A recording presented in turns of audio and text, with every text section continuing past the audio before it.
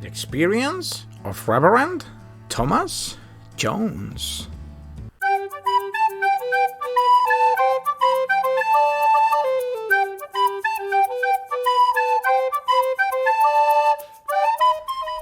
Thomas Jones was born to slave parents near Wilmington, North Carolina.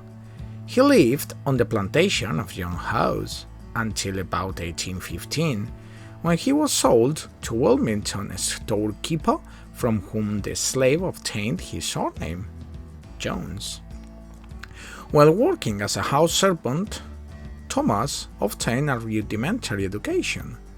Upon reaching adulthood, he married a slave named Lucille Smith, and several years later, when her mistress moved to Alabama.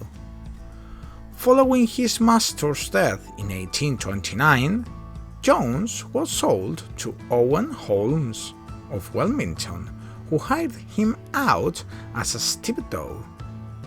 In May 1851, the threat of slave catches forces Jones to flee to the Maritime Provinces, leaving his family behind in Salem. After arriving in Boston, Jones toured New England and penned his narrative, The Experience of Thomas Jones, to raise funds to free his son. In 1859, he had settled in Worcester, Massachusetts, and re-emerged as a minor figure in the anti-slavery movement. Thomas Jones opens his narrative with childhood recollections of family life, as well as his master's severe and cruel treatment on the Young House plantation in Hanover County, North Carolina. At the age of 9, Tom Jones is sold away from his family. Mr. Jones of Washington, North Carolina. Once in Washington, Jones works as a section of jobs and is employed in the family store. In Washington, Tom meets James Dixon, the young white boy who introduces him the idea of gaining education.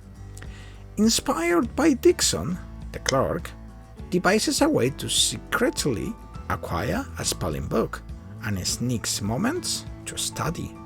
Tom Jones' self-education leads him to the Christianity and recounts his spiritual struggles in the face of his master's threats of more violence for praying or attending church meetings. Jones provides detailed descriptions of the religious meetings he conducts during his time under slavery near Wilmington, including conversions, baptisms, and encounters with patrols that discourage self-meetings. Jones concludes his 1885 narrative with a list of abolitionist lectures he conducted before emancipation. He emphasizes the link between his ministry and his support to abolition. Thomas Jones originally published his memoir in order to raise money for his son's freedom. The first edition of his narrative appeared in the mid-1850s as an abolitionist pamphlet titled Experience and Personal Narrative of Uncle Tom Jones, who was 40 years a slave. After the initial publication, Jones continued to revise and reprint the narrative, and later editions appeared in 1865, 1867, 1868, 1871, 1880, and 1885.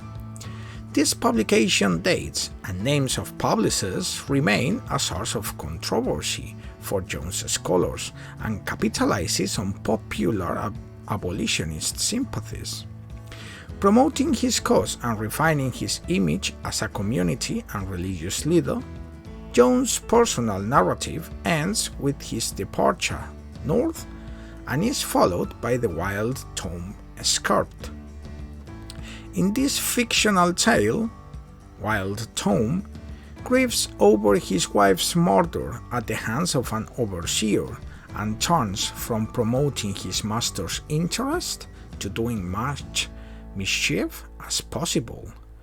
By publishing the two stories together, Jones illustrated alternative views of slavery's moral consequences.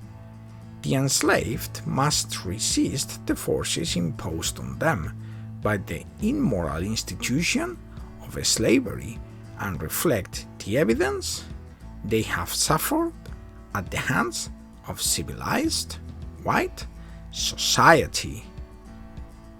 The North American Antebellum slave narratives.